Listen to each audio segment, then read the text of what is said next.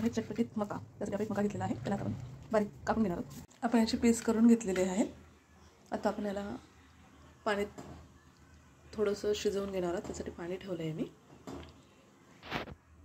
1 चमच मीठ घालते मी पाण्यामध्ये आणि त्यामध्ये आता हे जे आहेत आपण थोडंसं उकळून घेणार आहोत त्याला छानपैकी मीडियम.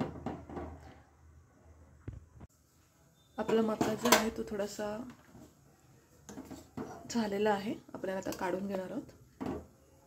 पाण्याच्या बाहेर काढून घेतलेले आहेत. आता आपण याचा मसाला तयार करतो. यासाठी आपण घेतोय मीठ, थोडं आपण साधं मीठ घेतलं आहे. 1 चमचा चाट मसाला घेतोय आहे. 1 छोटा चमचा लाल तिखट घेतोय. अर्धा चमचा जो आहे तो आपण काळं मीठ घेतोय. 1 चमच आपण तेल टाकतोय.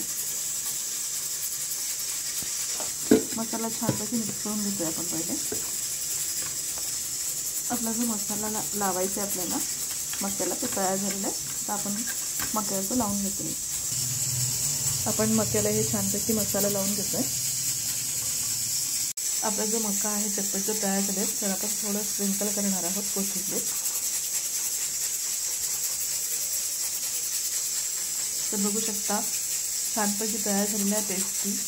नक्की ट्राय करून बघा. आवडल्यास लाईक करा, कमेंट करा, शेअर करा, सबस्क्राईब करा. थँक्यू.